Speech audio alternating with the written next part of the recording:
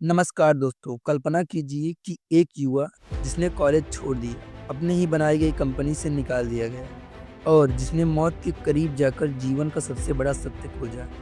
एक ऐसा व्यक्ति जिसने अपनी सफलताओं को अपनी ताकत की सबसे बड़ी सीढ़ी बना ली।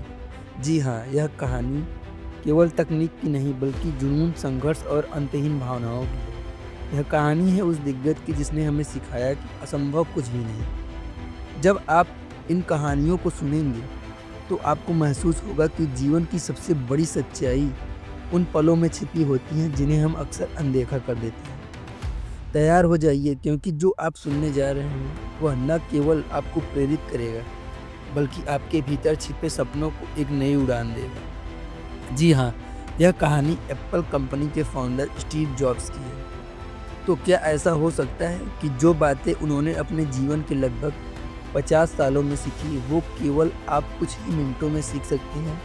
तो उसका जवाब है हाँ।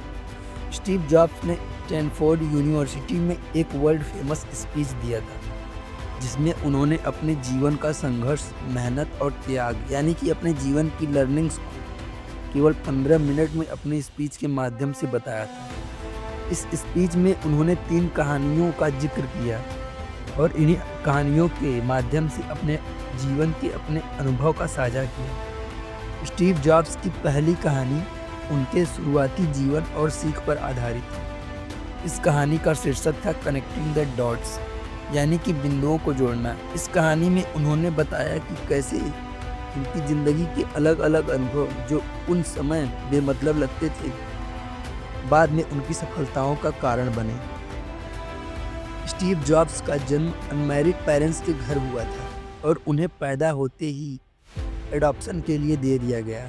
उनके गोद लेने वाले माता-पिता ने वादा किया था कि वे स्टीव को कॉलेज भेजेंगे। उन्होंने रीड कॉलेज, जो कि पोर्टलैंड ओरिजिन में था, उसमें उन्होंने एडमिशन लिया। यह एक एक्सपेंसिव कॉलेज था और उनके गोद लेने वाले माता-पिता की जमा पूंजी इस पर खर्च हो रही थी। लेकिन स्टीव को वहाँ पढ़ाई से कोई खास दिलचस्पी नहीं थी। सिर्फ 6 महीने बाद उन्होंने यह महसूस किया कि कॉलेज उनकी ज़िंदगी में कुछ खास योगदान नहीं दे रहा है। इसलिए उन्होंने कॉलेज ड्रॉप आउट करने का फैसला किया। हालांकि उन्होंने रेगुलर क्लासेस छोड़ दी, लेकिन वे कैंपस पर बने रहे। उन्होंने उन क्लासेस को ऑडिट करना शुरू किया जो उन्हें इंटरेस्टिंग लगती थी। स्टीव ने बताया कि कैसे उन्हें कैलीग्राफी यानी कि सुंदर लेख की एक क्लास बेहद पसंद आई। इस क्लास में उन्होंने सीखा कि सुंदर फॉन्ट्स और टाइपोग्राफी कैसे बनाई जाती है। उस समय उन्हें यह बिल्कुल पता नहीं था कि इस ज्ञान का उनकी ज़िंदगी में क्या महत्व होगा। लेकिन 10 साल बाद जब उन्होंने मैकिन्टॉश कंप्यूटर डिज़ाइन किया, तो यही नॉलेज काम आई। यह मैक का पहला कंप्यूटर था जिसमें ब्यूटीफुल टाइपोग्राफी और मल्टीपल फॉन्ट्स का इस्तेमाल किया गया था। स्टीव ने समझाया कि ज़िंदगी में कई बार जो चीज़ें हमें बेमतलब लगती हैं, वे बाद में बहुत बड़ी बन जाती हैं। जब हम किसी चीज़ में होते हैं तो डॉट्स की आगे देखकर जोड़ना असंभव है, लेकिन जब पीछे मुड़कर देखते हैं तो सब कुछ कनेक्ट होता हुआ नज़र आता है। इसलिए आपको भरोसा रखना होगा कि गट, डेस्टिनी और कर्मा या किसी चीज़ पर यह वह तरीका है जिससे आप डॉट्स को जोड़ पाएंगे। स्टीव जॉब्स की यह कहानी हमें सिखाती है कि ज़िंदगी में हर अनुभव का महत्व होता है, भले ही वह उस समय अनावश्यक लगे। हमें अपने दिल की सुननी चाहिए और वह काम करना चाहिए जिसमें हमारी रुचि हो। स्टीव जॉब्स ने अपनी दूसरी कहानी लव एंड लॉस के नाम से सुनाई थी। इस कहानी में उन्होंने अपनी ज़िंदगी के सबसे कठिन और महत्वपूर्ण अनुभवों का साझा किया। कैसे उन्होंने अपनी खुद की कंपनी एप्पल से निकाल दिया गया और कैसे उनकी पत्नी लॉरेन पॉवेल जॉब्स उनकी ज़िंदगी में आई। स्टीव जॉब्स ने एप्पल कंपनी को अपने दोस्त स्टीव वॉजनिक के साथ मिलकर अपने माता-पिता के गैरेज में शुरू किया। उन्होंने दिन रात मेहनत करके इसे दुनिया की सबसे इनोवेटिव टेक्नोलॉजी कंपनी में बदल दिया। सिर्फ 10 सालों में एप्पल $1 बिलियन की कंपनी बन गई और इसमें 400 से अधिक कर्मचारी काम करने लगे। लेकिन जब कंपनी इतनी बड़ी हो गई तो स्टीव जॉब्स ने एक प्रोफेशनल CEO जो कि जॉन स्कली को सुनिश्चित किया, जो पहले पेप्सी के सीईओ थे। स्टीव जॉब्स ने सोचा था कि जॉन स्कली उनके विजन और कंपनी को एक नई ऊंचाई पर ले जाएंगे।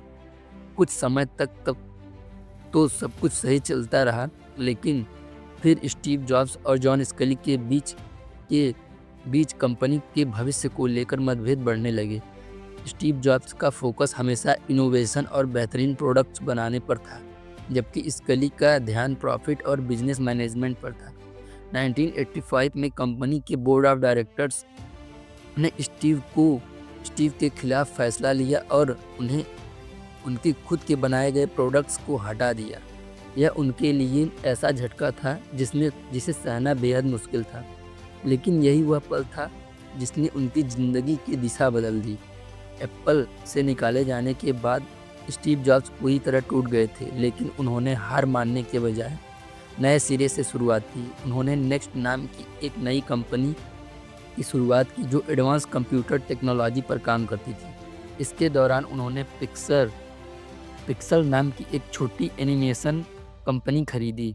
पिक्सर ने टॉय स्टोरी जैसी पहली कंप्यूटर एनिमेटेड फिल्म बनाई जो एक बड़ी हिट साबित हुई। इसने न केवल उन्हें एक नई पहचान दिलाई, बल्कि उन्हें दोबारा अपनी क्षमताओं पर भरोसा करने का मौका दिया। कुछ सालों बाद एप्पल ने नेक्स्ट को खरीद लिया और स्टीव जॉब्स दोबारा एप्पल में लौटे। उनकी वापसी ने एप्पल को एक नई दिशा दी और उन्हें आईमैक, आईपॉड, आईफोन जैसे प्रोडक्ट्स लॉन्च की, जो टेक्नोलॉजी की दुनिया में एक बेहतरीन क्रांति लाए। स्टीव जॉब्स की पत्नी लॉरेन पॉवेल से उनकी मुलाकात स्टैनफोर्ड यूनिवर्सिटी में हुई थी। यह 1990 की बात है, जब स्टीव जॉब्स को वहां एक गेस्ट लेक्चर देने के लिए बुलाया गया था। लॉरेन, जो उस समय स्टैनफोर्ड यूनिवर्सिटी में MBA की पढ़ाई कर रही थी, ऑडियंस में बैठी हुई थी। स्टीव ने बाद में बताया कि लेक्चर खत्म होने के बाद वे लॉरेन को देखकर इतने प्रभावित हुए कि उन्होंने तुरंत उनसे बात करने का फैसला किया। लॉरेन के प्रति उनके दिल में जो कनेक्शन महसूस हुआ वह तुरंत गहरा और सच्चा था।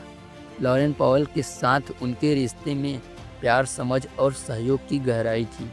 उन्होंने स्टीव को हर मुमकिन समय में सपोर्ट किया, चाहे वह एप्पल से निकाले जाने का दर्द हो या फिर उनके कैंसर के साथ संघर्ष का समय।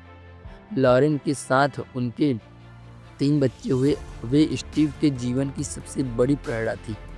स्टीव ने कहा कि जीवन में कभी-कभी सबसे बुरा अनुभव भी आपके लिए सबसे बड़ा उपहार बन सकता है। उन्होंने यह महसूस किया कि अगर उन्हें एप्पल से निकाला नहीं जाता तो शायद वे नेक्स्ट और पिक्सल जैसी कंपनी नहीं बना पाते। स्टीव ने दिखाया कि असफलता अंत नहीं बल्कि एक नया अवसर है। प्यार और काम के प्रति सच्ची निष्ठा और जीवन के समर्थक बनाती है। स्टीव जॉब्स ने अपने प्रसिद्ध भाषण की तीसरी और सबसे गहरी कहानी मृत्यु के बारे में बताई। इस कहानी में उन्होंने साझा किया कि कैसे मृत्यु का सामना करना और इसे स्वीकार करना उनकी ज़िंदगी का सबसे बड़ा प्रेरणा का स्रोत बना। यह कहानी न केवल उनकी व्यक्तिगत ज़िंदगी का आईना थी, बल्कि हर इंसान के लिए एक गहरा संदेश भी था। स्टीव ने बताया कि जब वे केवल 17 साल के थे, तब उन्होंने एक ऐसा उद्धरण पढ़ा जिसे उनकी ज़िंदगी का नज़रिया पूरी तरह बदल दिया। If you live each day as if it was your last, someday you will most certainly be right. इसका मतलब होता है दोस्तों कि यदि आप हर दिन इस तरह जिए मानो यह आपका आखिरी दिन हो, तो एक दिन आपका सही होगा। इस वाक्य ने उन्हें गहराई से प्रभावित किया। उन्होंने इसे अपनी ज़िंदगी में अपनाया और हर सुबह खुद से यह सवाल पूछना शुरू किया, अगर आज मेरा आखिरी दिन हो तो क्या मैं वही करूँगा जो मैं करने जा रहा हूँ? अगर कई दिनों तक जवाब नहीं होता तो मैं समझ जाता कि मुझे अपनी ज़िंदगी में बदलाव करने की ज़रूरत है। साल 2004 में स्टीव जॉब्स को पता चला कि उन्हें कैंसर है। यह खबर उनके लिए और उनके परिवार के लिए एक बड़ा झटका था। डॉक्टर ने कहा कि यह एक दुर्लभ प्रकार का पैनक्रियाटिक कैंसर है और उनके पास जीने के लिए केवल 3 से 6 महीने तक का समय बचा हुआ है। उन्होंने डॉक्टर के निर्देश पर खुद को सर्जरी और इलाज के लिए तैयार किया।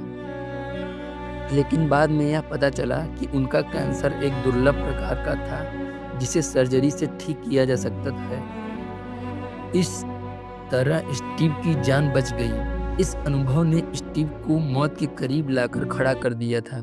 उन्होंने महसूस किया कि मृत्यु जीवन का सबसे बड़ा आविष्कार है। उन्होंने कहा, मृत्यु शायद जीवन का सबसे अच्छा आविष्कार है। यह बदलाव का माध्यम है। यह पुरानी चीज़ों को हटा देती है ताकि नई चीज़ों को जगह मिल सके। उन्होंने यह भी कहा कि मृत्यु का सामना करने से उन्होंने सीखा कि ज़िंदगी में बाहरी उम्मीदों, डर और असफलताओं को ज़्यादा महत्व नहीं देना चाहिए, क्योंकि एक दिन सब कुछ खत्म हो जाएगा। स्टीव जॉब्स ने अपनी बातों को इस अद्भुत संदेश के साथ समाप्त किया कि आपका समय सीमित है, इसलिए इसे किसी और की ज़िंदगी जीने में बर्बाद मत करें। दूसरों की सोच से प्रभावित होकर अपनी आवाज़ को दबने मत दें, और सबसे ज़रूरी, अपने दिल और अंतर्ज्ञान की बात सुनने का साहस रखें। उन्होंने अपने भाषण का अंत इन शब्दों से किया, स्टे हंग्री, स्टे फुलिश। हमेशा भूखे रहें, हमेशा जिज्ञासु बने रहें। यह संदेश हमें सिखाता है कि ज़िंदगी को पूरी शिद्दत से जीना चाहिए। हर दिन को आखिरी दिन मानकर मृत्यु का भय हमें नहीं रोकना चाहिए, बल्कि हमें प्रेरित करना चाहिए कि हम अपनी पूरी क्षमता के साथ अपने सपनों को जिएं। तो दोस्तों, ये थी स्टीव जॉब के पूरी ज़िंदगी की स्ट्रगल की कहानी। उन्होंने अपनी इस 15 मिनट की स्टोरी के साथ पूरे जीवन में, मतलब कि पूरे देश में, पूरे दुनिया के लिए एक ऐसा मैसेज छोड़ा कि हर इंसान को एक ऐसी ज़िंदगी जीनी चाहिए। तो अगर आपको ये कहानी, स्टोरी इनकी अच्छी लगी हो तो एक लाइक और सब्सक्राइब ज़रूर कीजिएगा।